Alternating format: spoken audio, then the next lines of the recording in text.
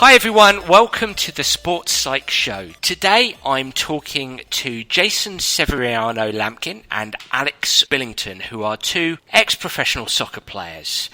Now, this is going to be a really interesting podcast. It's going to be a podcast about dreams, having a dream, living a dream, and losing your dream. It's also going to be about nightmares, about the nightmare of injury, about the nightmare of having to cope with not being good enough. And it's going to be about trepidation, the trepidation of what a future without your passion looks like. And optimistically, it's also going to be about hope for a great future. So there's plenty to get stuck into. Jason and Alex, welcome to the Sports Psych Show. Thank you, Dan. Thanks for having us. Yeah, thanks for having us. Excited to get it started. No worries. Well, you've both got quite similar accents, so I don't know how our friends stateside are going to cope. I know you've been stateside for quite a long time, so we'll try and work on distinguishing between the two of you. Jason, if we get you started by telling us a bit about who you are and where you've been, and we'll then go on to Alex. Perfect. Yeah. So as you brilliantly introduced, my name is Jason Severiano Lampkin. I'm originally from Preston, so that's why Alex and I have a similar accent. That makes sense. Alex is a Prestonian also. But I spent my childhood growing up in the hills of North Wales. My first team was Tranmere Rovers, and then transferred to Man U. Spent some time in the academy system there. And then after 16, I actually did my apprenticeship at Aston Villa, where I remained until I was 21 years old. Unfortunately released at 21. And that's when I headed over to the United States, where I met Alex at LIU Post University on Long Island in New York. Fantastic. Alex? Yeah, so mine's going to sound somewhat similar. So I grew up in Kirkham, just outside of Preston. Went to Blackburn when I was about 12. Played there, did my scholarship there, and then got released at 18. Then signed a year professional contract at Preston North End. And then I got released again after that 1 year, and that's when I decided to make the move to the US. So I got there just a year before Jason. So he came the following year. So I got there in 2012. So did you guys both have soccer scholarships out to the States? Did you play out there?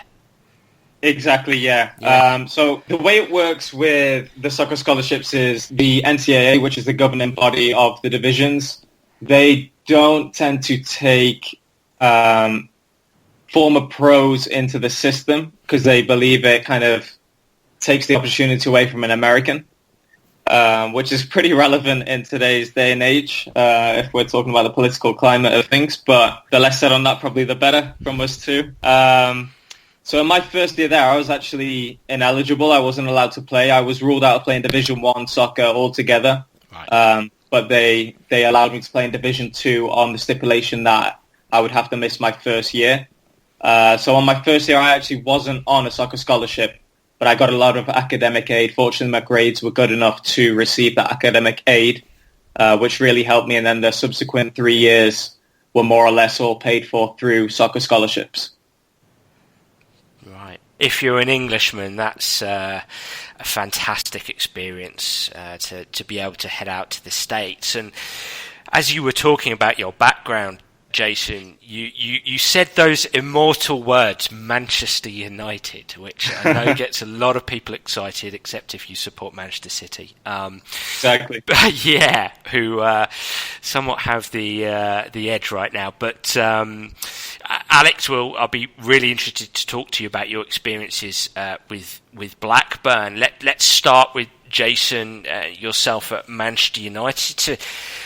Wow, tell me about being at the academy at Manchester United. What an experience that must have been for you. Yeah, it certainly was. Like I said, I started pretty late playing football. I'm going to try my best not to call it soccer throughout the interview. Okay, you can. But I started playing football around 8 years of age, which is a bit of a late bloomer in today's world. So I started playing for the local team 8 years of age, and my physical attributes had always been my shining star, more or less. You know, I was always very quick. Had the blessing and the curse of being in North Wales, Michael Owen territory. I was always going to be the next Michael Owen. You know, we had very similar attributes. Okay. We're kind of small in stature, but we had explosive pace, which would take us past the defenders and get us into goal. I don't think my finishing was quite up to scratch to be the next Michael Owen, but I was definitely effective enough to be courted by Man U and all the Northwestern clubs. So yeah, Man U was my choice. I mean, it was 2003. They just lifted the Prem, and obviously it was a no-brainer. Man U was the one for me. Fantastic. At that time, you know, you said you started quite late, so 8 years old, which, you know, I suppose is quite late. And as you were growing, as you were developing at Manchester United, I mean, you've alluded to Michael Owen and what a fantastic young player he was. Were you getting quite a lot of plaudits? Were you one of the better players? Was it at that time, if you reflect back, was it a case of, you know, this is inevitable, this is going to happen, I don't necessarily need anything else, this is going to be my life here?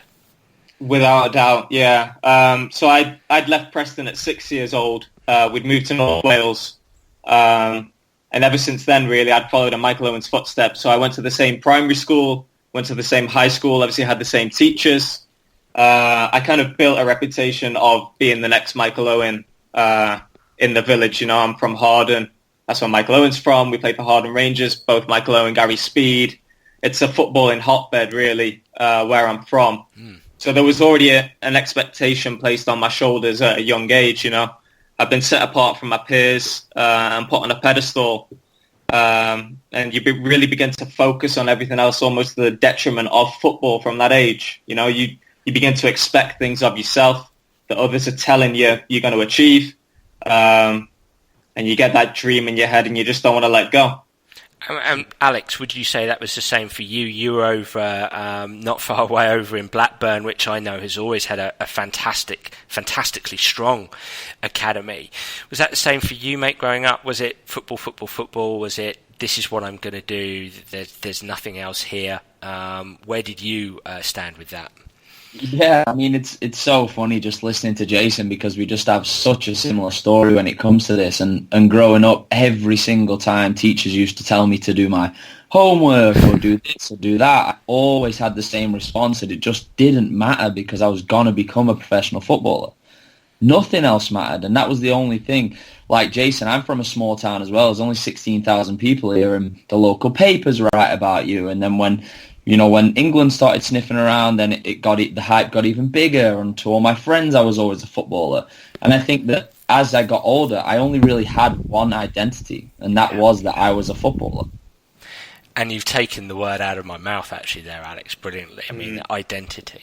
To you, Jason, would you have identified yourself as a footballer and that's it, not necessarily having multiple identities at that time? No, absolutely. I would say football forms your identity, and unfortunately for Alex and myself, it almost stole that identity eventually. When the injury happened to both of us, it kind of took away our powers, and with it took a large part of our identity. When we were no longer Alex and Jason, the professional footballers, we were just Alex and Jason, the lads who now pretty much have nothing, you know. If you could climb into a time machine, both of you, question for both of you, and we'll start with Alex. If you could climb into a time machine and go back, what would you do differently? Or do you think it's inevitable that young teenagers, young people 10, 11, 12, 13, 14 years old who want to be professional footballers, want to be professional soccer players, this is the path they're inevitably going to tread down, and they are going to have that unitary identity, that one identity? I think if I could go back, the only thing that I wouldn't have changed it, because I think I made the call to transition at the right time. I got lucky in that I was able to go out to America, but I think if I could just change anything, I would just wish that I had more of a support network around me when things start going wrong. And other than that, I wouldn't change it, because we still have to have dreamers to make a high level footballing environment in England. You have to have dreamers. Everyone has to be a dreamer. Everyone has to be competitive.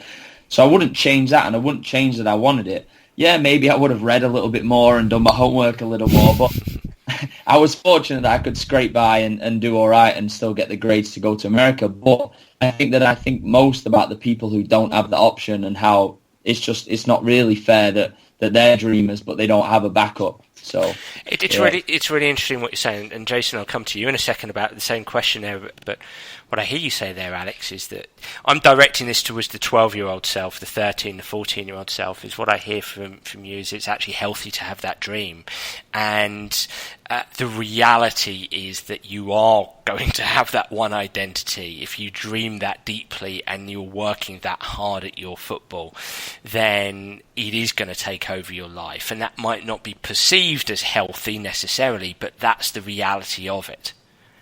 Yeah, and when you're young, I don't think there's any detriment while you're young. Of course, me and Jason went through some things, but I think it more comes later once you begin to struggle with that loss of identity or that change of identity or that sort of just, what am I now? Who am I now? So I think when you're young, it's not as much of a problem, but it does start hitting you as you start getting older and the dream starts fading, which is what it does for the majority of people. Jason, what's your thought on that? You get back in that time machine. Would you do anything differently at 12, 13, 14 years old? I think it would be hard to say that I would do anything differently. I mean, when you're in the moment and you're playing against Liverpool on the weekend, you're not really thinking of anything else other than I'm going to make it, and this is just a step towards that. I remember even like when I was young, I was having maybe a bad game here and there, and I would go home at the weekend and I'd stew over it for the full weekend, and my dad's like, do you want to stop? Do you want to go back to Harden Rangers where you enjoyed it a bit more? And I was like, Dad, I might be upset, but who other of my mates gets to play against Liverpool on the weekend? Mm-hmm. That's how I saw it. I was already in the professional footballer's mindset. I was trying to ready myself for what was to come already. Do you recall at that age getting any support in this area? Were you taught some support mechanisms related to coping with losses, coping with poor games, coping with the demands from the coaches? I guess the absolute short answer is no. I would get in the car after a bad game and we might be driving 2 hours back from Leeds or from Newcastle, and I'd just sit silent in the worst mood in the world because I'd had a bad game. And the only help and the only support I had was my poor dad just trying to say, it wasn't that bad, and me sitting there saying, shut up, you don't know anything. It's the worst game ever. I missed this pass, I missed that, and I couldn't be reconciled. And like Jason, I'd stew it for the whole weekend. So no support mechanisms really. Dog eat dog as far as I was concerned. Jace? Yeah, I think it's. There's a weird view I had, especially. I've had many car rides home with my dad where not a word was spoken, and when he did speak, I would chew his head off. I think it was hard for me to understand his empathy because to have made it to that level, we were in the 0.01%. My dad wasn't a professional footballer. Alex's dad wasn't either. So it was hard for me to understand how he could relate to my situation. He wouldn't be able to understand the thoughts running through my head in the academy system at Man U, just because he hadn't gone through it. It was hard for me to take on board what he was saying to me, just because I didn't believe that he truly knew what was going through my head. It's interesting because when I speak with parents or with coaches these days, and actually I think what both your parents did, just allowing you to wallow in how you felt at that time is probably quite an effective strategy. So dads being great psychologists in that moment, for sure. I think, and I'd like to get your views on this because you were footballers, far better than I do as to what it feels like to go and lose, to go and have a bad game, to perhaps get blamed by teammates at times and coaches and people of importance. Just to be able to have almost like a post-game routine where, yes, you'll be gutted because you've lost, and nobody can blame anybody for that, especially if you're a competitive person, which young players at academies tend to be. But what then? What's the process then? What's the post-match routine then? And just young players having the capacity to just gently ask themselves questions that night or even the next day. Okay, well, what went well? What did I do that I want to repeat? Is there anything there that I need to address in this coming week when I do train? And probably at that age you're training on a Tuesday and a Thursday night and that's it. Is there anything I need to go and ask my coach? Just the ability to ask yourself some pretty pertinent questions, I think, is really important. And you can do that, in my opinion, at 13, 14, 15 years old. I'm going to hazard an educated guess that asking yourself those kind of questions wasn't necessarily something that you were taught at that time. No, certainly not. I think there's always been a bigger focus on the physical aspect of football than the mental. So everything that happened in the game, I believed I could fix or remedy by working harder in training. You know, if my passing was off, what would I go and do? I would go and smash a ball against the wall and I would get it back and I would repeat that 1,000 times. What I couldn't understand is that my confidence was low. There was ways to build that confidence. So by the time I stepped over that white line onto the field, I felt better. My passing would be more accurate and it would help me that way. I always saw it as I would have to push myself to the limit physically and then the mental would kind of come afterwards. If I completed 100% of my passes, I'd feel good about myself instead of it being the other way around, feeling good about myself going into the game, increasing my chances of success with my passing. Is that a belief system you had as well, Alex? Yeah, absolutely. I mean, they sort of just drum it into you that the only way to fix things is to go and practice more. If your right foot's not as good, then you've got to go and hit a ball against the wall 1,000 times, like Jason said. And they sort of drum it into you. And I know for me, when I was dealing with injuries, practicing even more obviously wasn't helping, but how else am I going to get better? When in reality, part of it is what you really need to do is just focus on your mental. I mean, if we'd have been offered a sports psychologist back when we were like 13, 14, 15 years old, within the academy system, I think it would have been great. Would there have been a bit of a stigma around it? Would you have got bantered about it a little bit? Yeah, maybe, and maybe that sort of needs to be normalised first. But once that is normalised, I think I would have benefited massively from being able to talk to somebody who could say, well, have you thought about these coping mechanisms instead of me just trying to have a stonewall conversation with my dad? And I think you both would have benefited from having coaches who had the opportunity to upskill themselves in that area, who there wouldn't necessarily have just been a psychologist that you could have spoken to, but also your coaches could speak to. And if you can imagine a scenario, if you go back, and I'm sure both of you can now picture your 12-year-old self, your 13-year-old self, whether it was doing rondos, doing small-sided games, or keep balls, or passing activity, or whatever, and the learning design of the game, or the style in which your coaches spoke to you, communicated with you, the relationship you could build with them, had your coaches had the opportunity to have more exposure to sports psychology.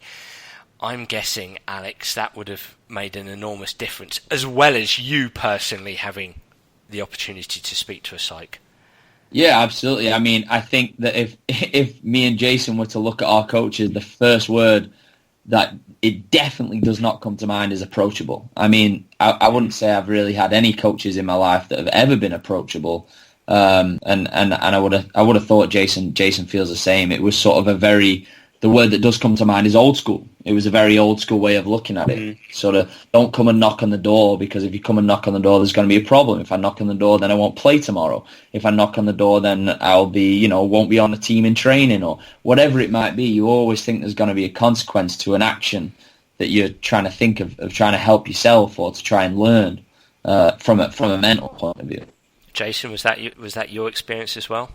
Yeah, without a doubt. I think, especially at Man U and Aston Villa, there seems to be an insistence on promoting from within, or promoting past players into the managerial side of things. So almost every coach I had growing up was either a former Man U reserve team player, first team player, Aston Villa legend, something like that, But just because they were the best players and they reached the pinnacle of the game playing, it didn't necessarily mean that they were best equipped to manage us in our youth team days or whatever. And especially old school. I mean, that word for sure.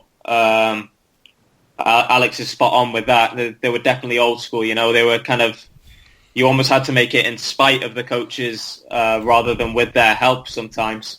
What does old school look like? What do you mean by that, Jason? When we say old school, give me an example of what somebody might experience when they get coached by an old school coach. It's just a different approach. You know, they didn't have the support mechanisms or the knowledge that we have nowadays about mental health and sport. So they're very much just pull up your socks and get on with it. There's not really an arm around the shoulder approach. It's just get on with it and we'll see you tomorrow in a better state kind of thing. Alex, what's your thoughts on that?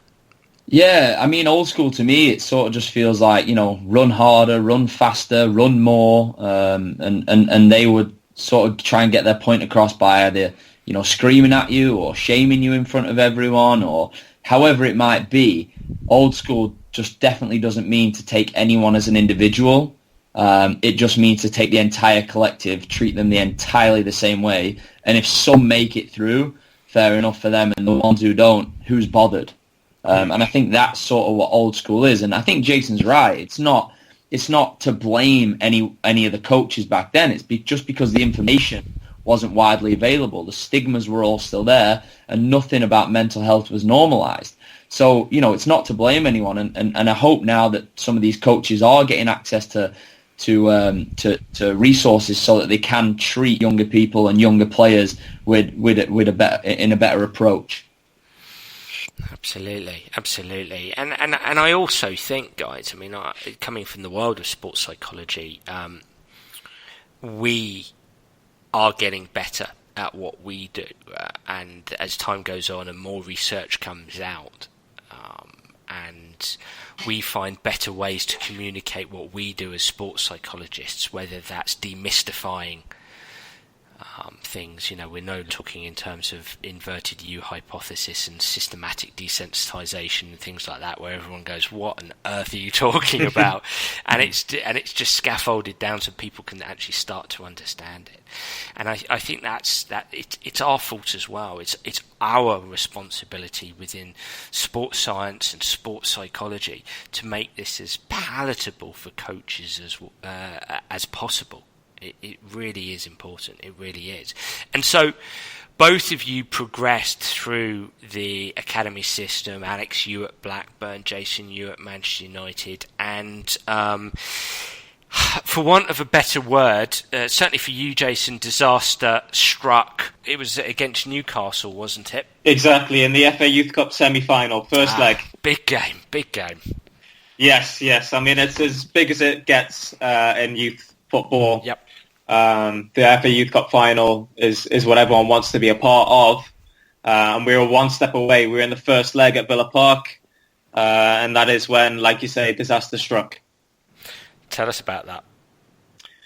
Yeah, so first leg against Newcastle, Villa Park. Obviously a lot of excitement around the ground. We'd been doing well. I think we went a goal down early in the first half, but we'd responded in the second. And we felt ourselves coming into the game. We knew we had Newcastle on the back foot now. And although I was typically a right winger, like I said, I'd always had explosive pace. So I was pushed up front to try and exploit the Geordies' tiring back line. And I got ball played in behind, and I got in front of the man. But unfortunately, as I kind of just jostled through and got past him, he just clipped my back heel ever so slightly, but that just sent me off balance. And my knee eventually twisted a full 180-degree turn. And exactly. And I just waved goodbye to my ACL, MCL, both menisci, and more than likely my career. I also waved goodbye to that night as well. Ouch. Right. So I can kind of picture a scenario. I don't want to bring back painful memories for you, mate, but sort of, I'm guessing a stretcher and even an oxygen mask being involved there. Yeah, gas and air. That was. I don't drink. I don't smoke. I don't do drugs. But gas and air was pretty good after that. Right. Yeah, you're hooked to gas and air ever since. Exactly. Give me as much of that as you can.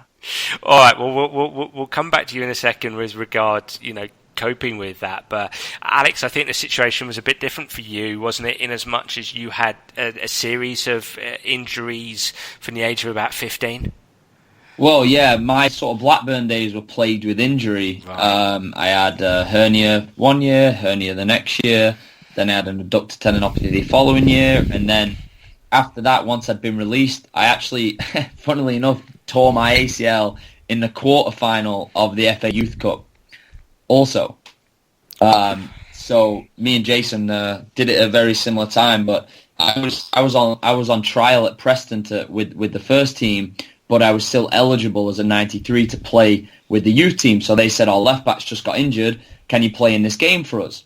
So I'm playing at Leicester Stadium, playing at Leicester City Stadium. Like Jason said, there's a bit of atmosphere there. Everyone's hungry. Everyone wants it. And we're doing really well. We're tying with a better team, obviously, because we're at Preston and we're in League One at this stage. And in maybe the first 10 minutes of extra time, because we were tied in a draw, I cleared a ball with my right peg and landed on it, and it collapsed, and my ACL, MCL both went, and I was like Jason, in need of some serious gas and air. And okay, so back to yourself, Jason. You'd done this injury against Newcastle, and so that's it. Yeah, clearly you had some operations, and what then, mate? Just recovery, rest, recuperation, recovery. Great support from United to get yourself back to fitness. Oh, sorry, from Aston Villa at that time. Yeah, more or less. But once that had happened, I think because we'd already had 4 ACL tears that year in my age group, so it wasn't anything new, and everyone was praying it wasn't going to be them next. Unfortunately for me, it was. But we'd seen how it had affected the other lads, and that, I think, was more foreboding for me to see how they deteriorated both physically and mentally. And I was already seen as damaged goods from the very first week that I was on crutches. For instance, the reserve team manager, who's had a bit of a bashing in the press actually recently for being a bit of a bully, his first words to me as he saw me coming down the corridor on my crutches was, "You're of no use to this club anymore." Which obviously is a week before my 18th birthday wasn't exactly what I needed to hear. If you don't mind me asking, you alluded to young players mentally deteriorating. What do you mean by that? I could just see how they'd been affected. Obviously, this was in the year prior to us signing professional forms, our last year of apprenticeship. And it's pretty much the make or break year to decide whether you're going to be a professional footballer or not. That's how we saw it. Yeah. So to get such a threatening injury that could potentially put your career on hold or completely cut it off, it caused a lot of stress, to be honest. I knew that we could all get through it. It wasn't a matter of life or death. But football meant that much to us that that's how we saw it. It's an everyday worry, isn't it, guys? You're there, you're on the rehab table, bed, and every day you're concerned for your future. Would that be a fair thing to say, Alex? Yeah, I mean, it's sort of every day there. There's new players being bought, there's new players coming in, there's new players signing contracts, and you just think to yourself, first of all, am I going to get back from this injury? And then when I get back, am I ever going to play? Is there a place for me in this team? Then do I have to go and find another team? Can my agent even find me another team after I haven't played for 9 months? Is it going to be 9 months? Is it going to be 12 months? It is just a constant worry and constant stress that when you've planned you've planned your entire life around becoming a professional, and then you get hit with that, but you haven't got a backup at that stage. When that ACL went, I'm thinking, well, where's my income going to come from? Where am I going to pay my car with? How am I going to get my first house? How am I going to do this? How am I going to pay for that? I mean, you're thinking to yourself, you've planned your whole career around becoming a professional, and then you get hit with that, and now all of a sudden you're on the injury table. So, Alex and Jason, I'll ask you this question in a minute. Alex, tomorrow you start as head of academy at a prestigious soccer club.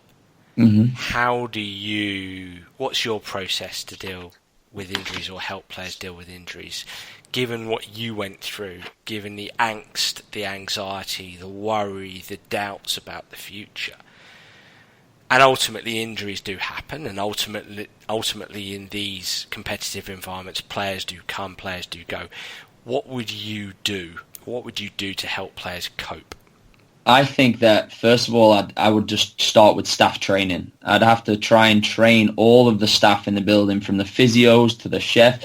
Everyone would need to go through some extra staff training to learn about the consequences of positive reinforcement, of negative reinforcement, of all those types of sports psychology things that really do affect players. They need to know what it means for an 18-year-old to go through that. So I just think, obviously me and Jason have done a lot of studying since, and we've both benefited massively from it.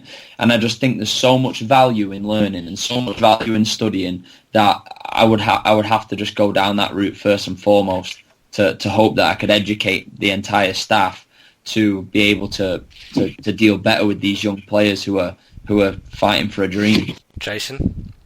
Yeah, I'd have to agree with Alex. I think there's so much importance from the teams on building and fine-tuning our physical muscle in football, but the mental aspect seems to be disregarded in a way.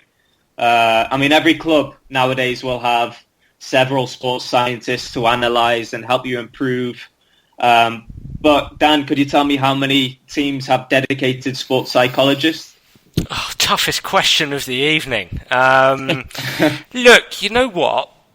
A lot more than there was 2003, 2005, 4, 5, 6, 7, a lot more now. And that's to do with the EPPP regulations. I mean, it's not perfect. That's the elite Premier League plan or whatever the acronym is. And so it's better.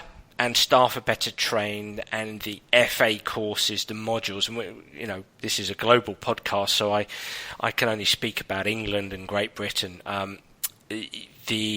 Or England specifically, I should say, is that there's better staff training. There are better courses. Staff are more aware. I'd be enormously surprised. I'm not taking it off the table. Guys, I'd be enormously surprised if a coach wandered down the corridor, saw you on crutches, and said, "You're no good to us anymore." I'd be surprised if that happened. But I think just about every Category 1 and probably every Category 2 club now have some form of sports psych support in the academy. I'm not going to say they've got full-time sports psych, but they've got some support, but it still is in its infancy. So it's a lot better, Jason. It's a lot better. Yeah, I think the thing that almost confused me that it was a very one-size-fits-all approach to the problem.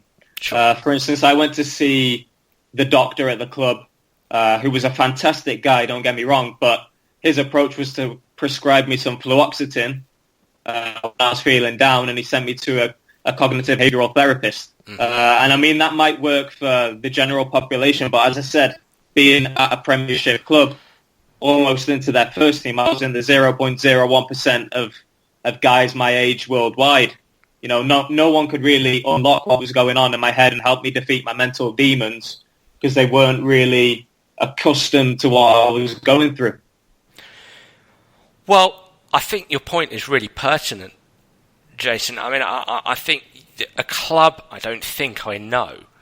club should have the most appropriate processes working through the medical department.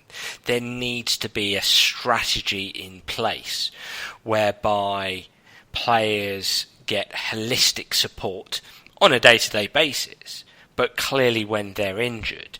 And I have worked closely with medical experts in medical departments. I work very closely with the medical department at a Premier League club right now, and I work closely with the physios, and we have a lot of conversation around the right process, right psychological process for the specific individual in front of us. So there can't be a generic process.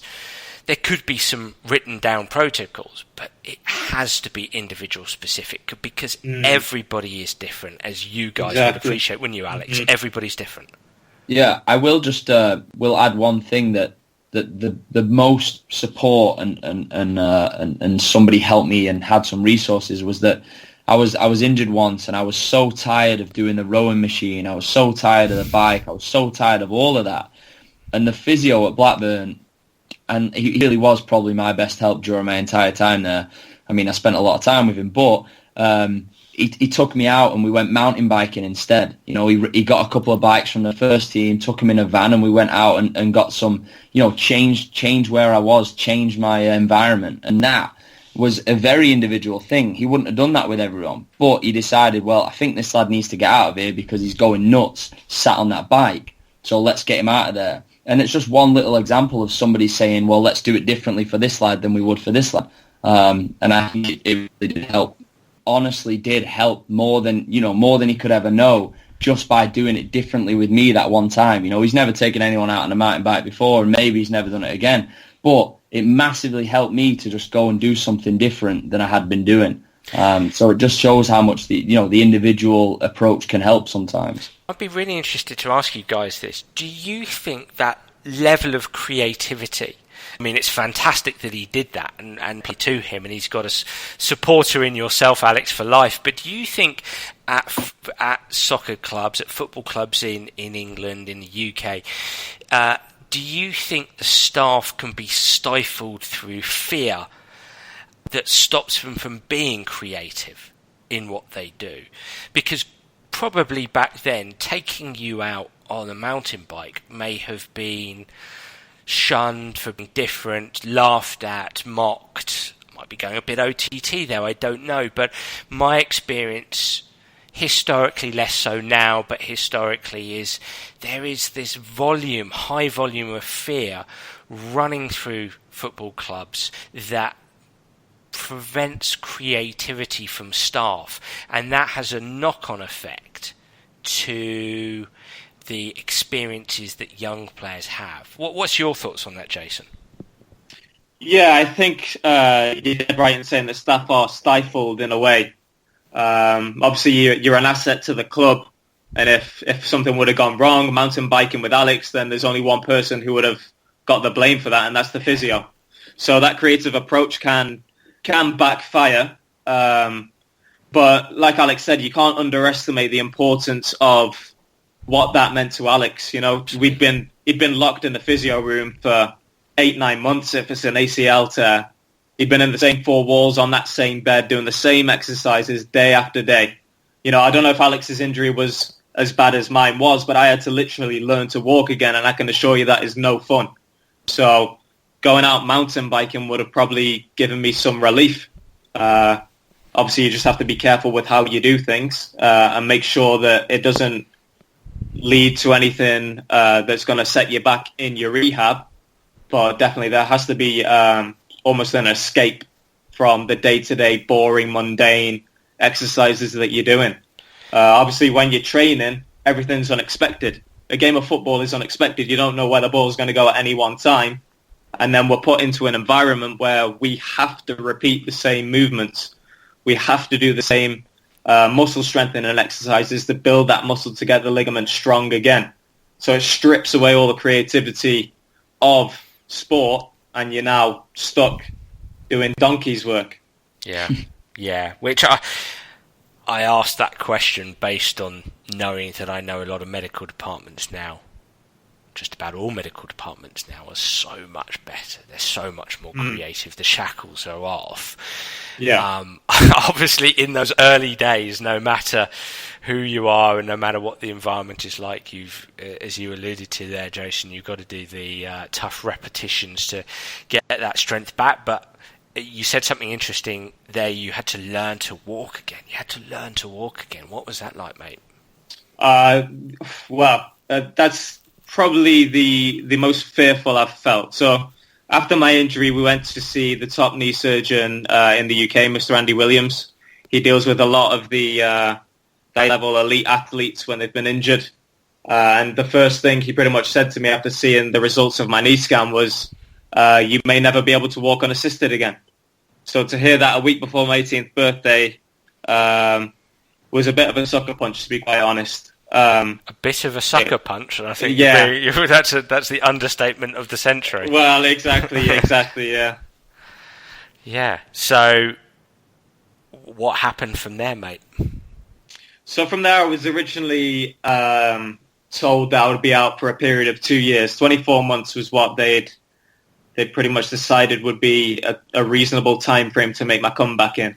But obviously, being an 18-year-old lad, you don't really have that much patience. And I eventually pushed it back to actually 8 months. I made my comeback in. So I'd reduced it by 2/3 the original time that they'd predicted. Wow. But looking back, hindsight's a wonderful thing, as they always say. I should have taken my time. I've had a lot of subsequent injuries from the ACL. I've torn my quad twice. I had to have a hip operation now as well. And I believe they've been almost causatory knock-on effects from not taking my time and doing my rehab correctly. So if you could go back, you would have taken more time, would you have liked to have been guided a little bit better there? I think it's hard for me to blame the medical department in that regard, to be fair, because I would have done anything to get back onto the field as soon as possible. So even if my knee was really hurting one day, I'd pop an extra painkiller and get through that session. You kind of mask how you're feeling, both mentally and physically, just so you can return to the field of play as soon as you can. Mm-hmm. Obviously, we were at a stage in our careers where we had promise, but we'd not delivered on it yet. Yeah. So like I say, it was the defining period of our careers, really, 18, 19, 20 years old, where we were trying to make a mark and make our way into the first team. And we were stuck in the physio room, so there was not much we could do. And so, coming over to you, Alex, take us through that latter period when you were playing football in this country, and it ended up that you went over to the States on a scholarship. What changed? What eventually took you on that path? So, as I said, I struggled with a bunch of injuries, and then I had the ACL, and I was out for 9 months. And when I came back, I was, for want of a better word, I was horrendous when I came back. I just couldn't do anything. I didn't have any head for the ball. I couldn't make a decision. I was slow. And so it took me a while before I gained some confidence. And then I just sat down one day and thought to myself, that after all these injuries, what makes me think that I'm not going to have any more? And what makes me think that I'm going to be one of the ones who makes it? So I started looking into the America thing. I remember getting a guy's number when I was at Blackburn because he said that I had decent grades, so make sure I give him a call if I'm ever struggling. So it was actually some help around the PFA, and I got in contact, and he said, yeah, you're not eligible, you won't be eligible for D1, but you can try D2, etc. And then I sort of just said to myself, I was playing at Preston. There was a nice bomb squad. We had a really terrible manager in at the time, so the bomb squad was filled with far better players than myself. So we were having our nice little training sessions with the bomb squad. I was actually playing well. I was playing with confidence. And I thought, well, you know what? Instead of keep trying my luck here, why don't I go get an education? And I'm still playing. So if I want to give it a go after that, I can still give it a go. So I looked into all the schools. I made my applications, and I sent some emails, got my video made, and yeah, the rest kind of followed. How did you find it out in the States? I personally had an absolutely fantastic experience on sort of so many levels. I found out so much about myself. I enjoyed my football while I was out there. I met some incredible people from tons of incredible places. However, it didn't come without injuries again. First injury I had, my second year, I tore the ligament to my ankle, was out for half the season, and then in my third year, I tore my ACL again. And this time the kneecap dislocated, It was actually me and Jason were in a tackle when it happened, and I've gone over on my knee. The kneecap's dislocated, the meniscus is gone, the MCL's gone, the ACL's gone, and I'm just like screaming on the floor in pain, and just needed my kneecap to get put back in, really. So that was but the silver lining from that was that I got to do my masters. So yeah, overall my experience in America was absolutely incredible, and I would highly recommend it to anyone who's got fairly decent grades and is in the academy system and is starting to struggle with their playing time. So, and coming to you, Jason, what about yourself, mate? So how did your footballing career over here pan out after your injury at Villa, and then what took you to the States? Yeah, so obviously being at that elite level and then having that injury, it kind of became a governor over my abilities. It kind of stripped away everything I built up, not just kind of the recognition I'd got and all that, but it kind of taken away my pace. I wasn't able to twist and turn as I used to. And knowing that, I just carried on kind of falling down the leagues, and I fell out of love with football. There seems to be a bit of a perception in England that you're supposed to cling on and, you never give in. That's kind of the attitude we have. And kind of like once you've been released, then you flounder along the lower leagues and still try and make a go of it. And there's almost suffering and clinging on is almost romanticized in a way. And exploring other opportunities is kind of seen as admittance or an acceptance of failure. But I think the way that Alex and I tried to frame it is that we weren't running away from our failures. Instead, we were running towards our success. So yeah, like Alex, I had an absolutely great time in America. Again, didn't come without injuries, but we were well equipped to get through that once we'd done it. Unfortunately, I was there when Alex suffered his kneecap episode. It was kind of both of us going for the ball. I can't really remember what happened, but I just remember Alex's scream behind me, and I just dropped to the ground, felt sick, because I knew that scream. I'd heard it come from myself when I'd torn my ACL. So knowing what he'd already been through, and then kind of knowing instantly already that he was going to go through it again. Obviously, he's one of my best friends out there as well. That was a bit of a blow to me. Absolutely.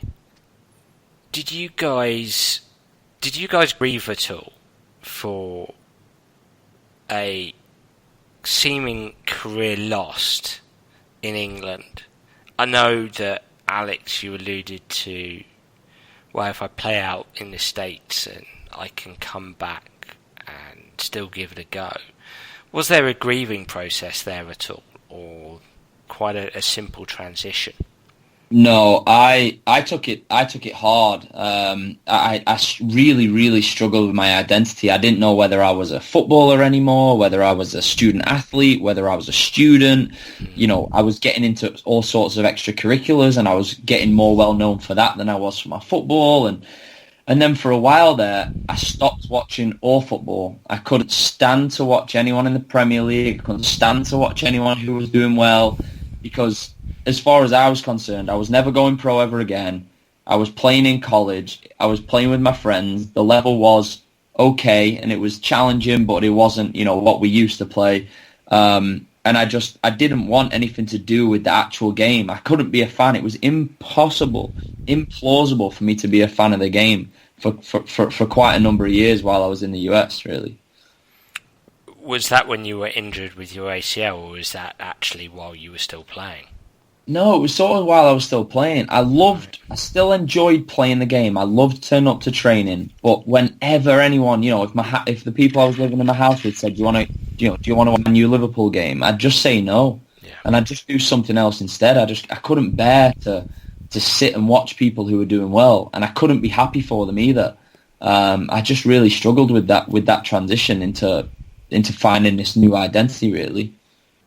And how did that pan out? Did that carry on for quite a long time, or?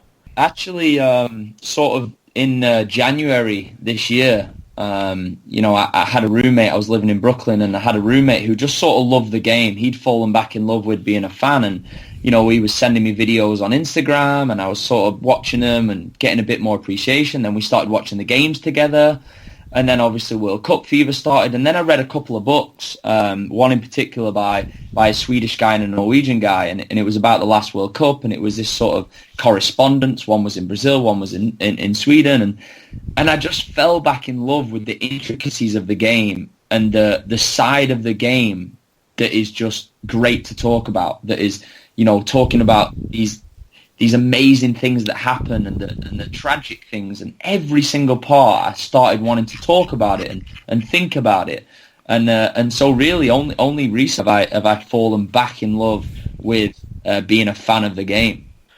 When you reflect back there, Alex, do you think that you had to go through that negative period? That was almost like the grieving process for you, that whether it was a period of a bit of jealousy of what other people were doing within the game, or however you describe it, do you think it's a period that was necessary for you? I'm not sure, because me and Jason both played with quite a lot of Swedish and Norwegian guys who had a similar path. They were doing really well, but they didn't struggle with being a fan. They didn't have this grieving period that I know that Jason's gone through as well. And I don't know why it is. Maybe it's because the system in Norway and Sweden is different. Maybe the pressure is less. Maybe it's just our English system is so intense when you're young that it sort of just leaves you with a bitter taste in your mouth when you don't make it. What do you think, Jason? I suppose the same questions to you, mate, in terms of that grieving process.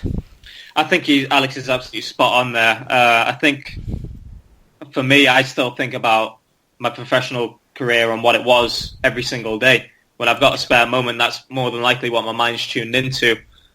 You'd probably say that's not the healthiest thing for me, Dan, but unfortunately that's where my mind goes.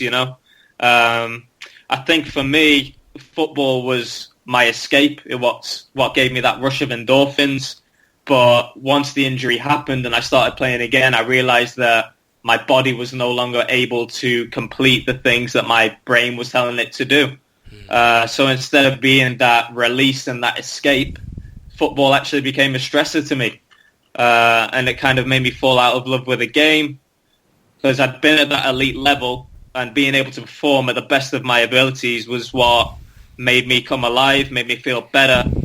And I just didn't have that anymore. I wasn't able to do what I'd done. And I was kind of grieving the person I was, the player I was, and the person I could have become, all in one. Are you still out of love with the game? I'd say it's tough for me, because I still do play, but it's not to the level that I would like. So I think it's been hard for me to fall back in love with it. I've gone through periods of not being able to think, talk, see football. I'd not kicked the ball up until last month for a year, almost. There's periods when I just can't stand it, to be honest, at the minute.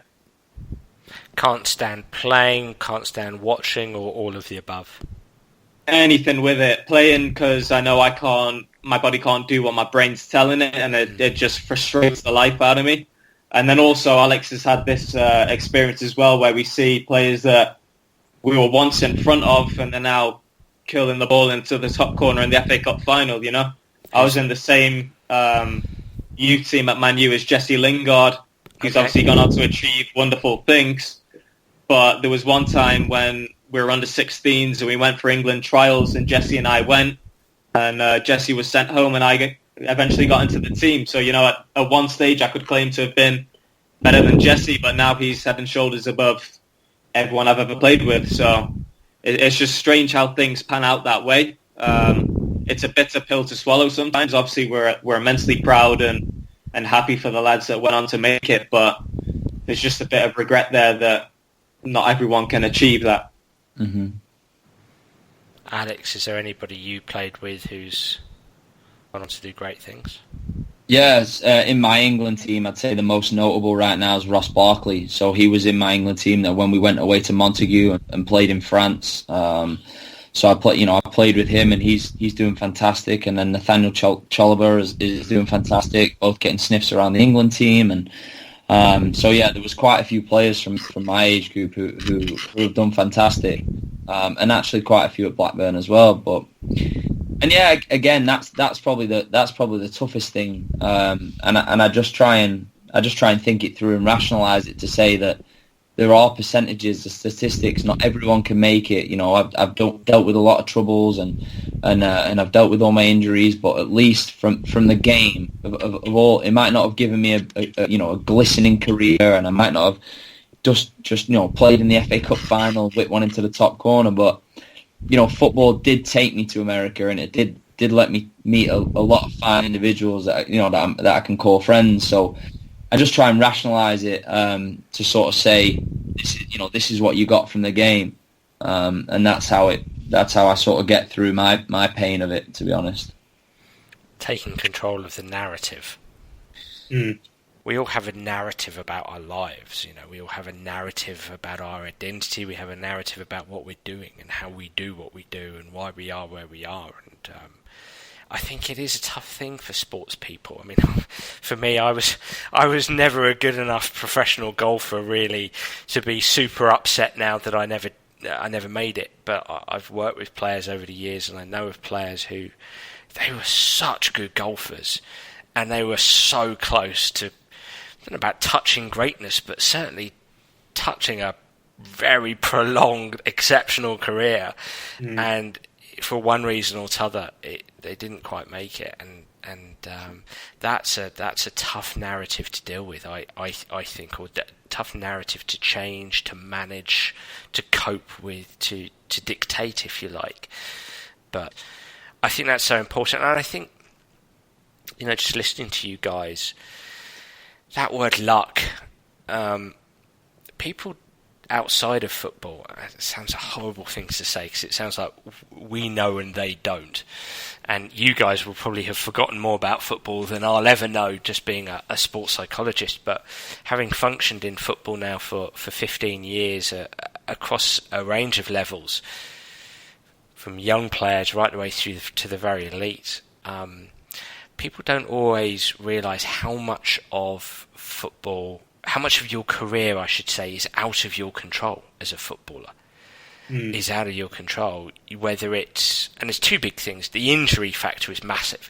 Having been a golfer, you don't really get injured. You've got to be very unlucky. Now, there are people whose career comes to an end because of hand injuries, absolutely, but that's few and far between. But injury is such a massive thing, and I know people know that, but they don't always really know it. And when you go into the medical department at a football club at every level, it's a challenging place to be at times, because dreams are lost in there.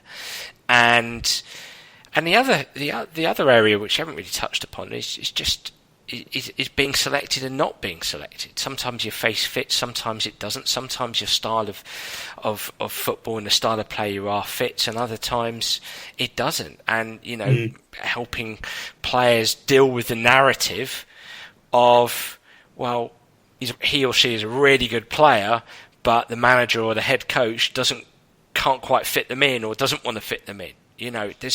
When you reflect back, there's so much that's out of your control, isn't there? That's to either of you there. Yeah, so I've always said since I stopped playing that I never wanted to be sort of the person that either blamed my injuries or blamed coaches. But I know that the situation that I ended up in wasn't ideal, and it wasn't the ideal way to be to become a big pro with a great career. But what I will say is that despite my unlucky experiences, I wish that when I did get those chances, because there were a couple of times where I did get those chances and I did, get a start or I did come on as a sub. And when I got those chances, I just don't think mentally I was ready for it. I was too stressed. I was too anxious. There was too much pressure. And I, even now, like when I look back at it, I remember those moments, and I remember panicking too much, just being, and when I was playing for England, the players who were the best, your Ross Barkleys of the world, they do not get stressed. The pressure means nothing. they just eat it all up and then churn out a great performance every single time they get that chance. So I think that, if anything, I just wish I'd managed to capitalise on any chances I did get. And that's not saying how anything would have came of it. It's just that I think I would have done a little bit better, had I been able to deal with them chances better. What's your thoughts on that, Jason? Do you reflect back and think about, did you get stressed? Did you not? Were there players around who didn't and benefited from that? No, yeah, for sure. I think the thing with Alex and I is we're relatively bright lads. So I think we tend to overanalyze and calculate the risk and reward in a game. So, for instance, I'm a winger. I would always be calculating the risk and reward of getting past the left back, whereas someone who's just gone into the game and perhaps not as bright always sees the odds as in their favour and they're going to try and take them on regardless, They just throw caution to the wind and they go for it, which ultimately gets the coach up on the seat, gets them noticed, and leads to a better performance. Mm-hmm. They don't overthink it. Exactly. Yeah, I can agree with that. I think, yeah.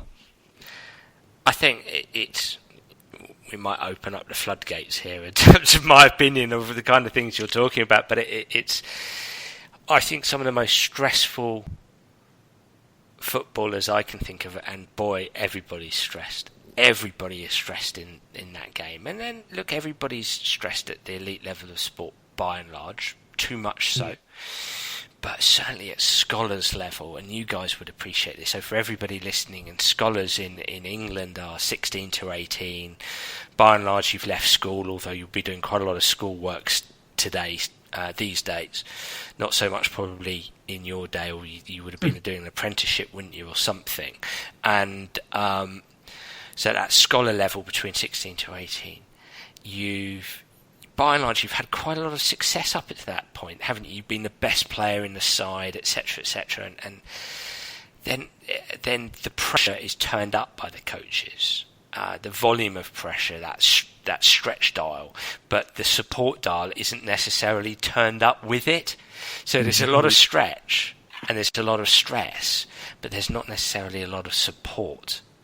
Mm-hmm. Would you say, Alex, that would be a fair thing to say? Yeah, I think you've pretty much hit the nail on the head there, that all of a sudden it's, some people get called up to the first team, others don't, and you're just sort of getting this look like, well, just do better, do better, and the pressure piles on, and even from your parents and stuff. You remember, you've moved away from home now, and you're sort of becoming a man at 16, 17, 18, you're doing a little bit of your schoolwork, but more or less you're really just playing football all day, every day. And the pressure just getting turned up, but at no point is anyone, like we said earlier, at no point is anyone putting their arm around you and saying, like, how you feeling about this, or how's this? And everyone knows it's difficult to speak to your family because they just want the best for you, and they don't give, they're not giving the best advice because it's biased. So yeah, I think you've hit the nail on the head. I just think that the pressure's turned up and the support network isn't. And what I'd say as well, Jason, is it's not that anybody in that 16 to 18, or even the 18 to 21s, the first year pros, the second, the third year pros, are mentally weak, although we love to use that term in football and some other sports. Oh, he's not mentally tough. Oh, he's mentally weak. Oh, he's weak out there. I honestly don't know if that exists. What I think exists are poor environments that lack support, and what I also think exists is players who lack mental skill, not because that's their fault, but because mental skill hasn't been, and we're kind of doing full circle back to the beginning here, mental skill hasn't been introduced to them at the age of 13, 14, 15, just in a very soft way, through the coaches and maybe through a sports psych. Environment times mental skill means that you can have the capability to manage your attitude, manage your focus, manage your confidence, manage your emotions, manage your stress levels. Jason, would you agree with that? For sure. There's definitely a disproportion between the physical stimulation and mental stimulation that young footballers get. Looking back, I don't think we ever did a mental exercise at Aston Villa. You know, we train in the gym 3, 4, 5 times a week, but never did we work on our mental muscle. And I would say that speaks for a lot of the clubs in the English pyramid. Yeah. I can't really think of any English sports or friends that I've had that have told me, oh, we did this session with the psychologist today. You know, it just doesn't happen. Yeah, yeah. And look at it, and it's getting better. And this is absolutely by no means, I think the three of us would say, and I think it was Alex, you alluded earlier that, you know, coaches can only go on the environment they have and who's driving them and the educational resources around them. So let's be really, really clear. I think we as sports psychologists have a responsibility to be better for young people, to be better for people like yourselves who have these kind of challenges. So more optimistically bringing us to today, to round off this podcast, Alex, where are you right now? You know, you were at university in the States, out there in New York. So what are you doing today? What did you qualify with, and what does the future hold for you? Yeah, so I did my bachelor's degree in international studies and philosophy, and then I went ahead and did my master's in political science with a bit of a concentration on China. I then worked for a year in New York City, and unfortunately my visa didn't work out, so had to move back pretty rapidly. So I got back just over a week and a half ago, I think, and I'm now sort of just job searching in London and really, really excited to get a new challenge underway. I felt when I went to America 6 and a bit years ago that I was ready for a new challenge, and having just left New York, I now feel like I'm ready for a new challenge. I've learned tons about myself. I've met tons and tons of people. I've had some absolutely phenomenal experiences, and I just really want this new chapter to start. And I'm just excited to see what comes of it. Really, fantastic. And yourself, Jason? Yeah, I think Alex and I are rowing in the same boat. To be honest, I'm pretty much like Alex. I did my bachelor's in business, and then I went on to do my MBA. Gained a year of invaluable experience in New York, working for a boutique fitness studio. And I've always said I want to work in something that I'm passionate about. So sport and fitness for me are my two passions. And I'm exploring the various opportunities in the UK. Also, like Alex, I'm looking at London. But as we've not lived at home since we were 14, it doesn't really matter where we end up. We're ready for the challenge, and we're ready for what life throws at us. Guys, there's got to be a joint business in there. I'm some business partners here. Come on. We've had talks. Preliminary talks over a few beers. Like it. Guys, that was fascinating. Is there anything you guys would like to finish on? It's been obviously a roller coaster ride for you guys, and a fascinating story.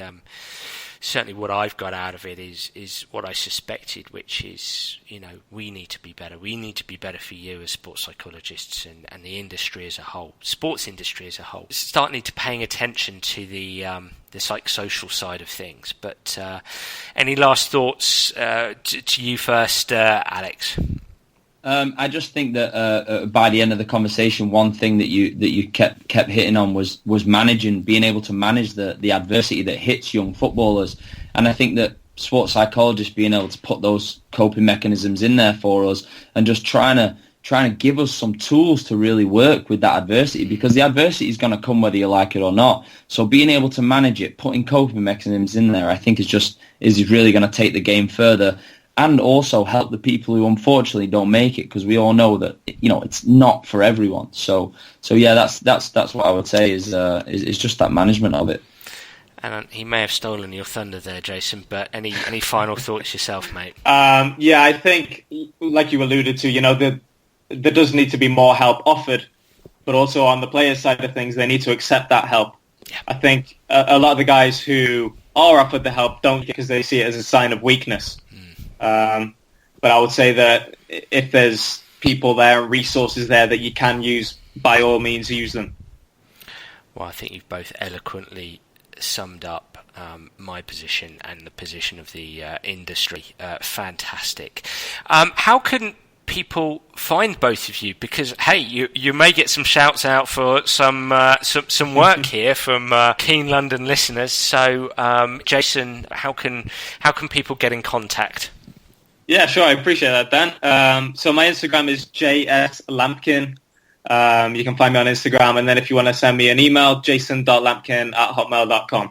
And Alex? Yeah, so my Instagram is Alex Ross with 3 S's, and my email is lexbillington@gmail.com.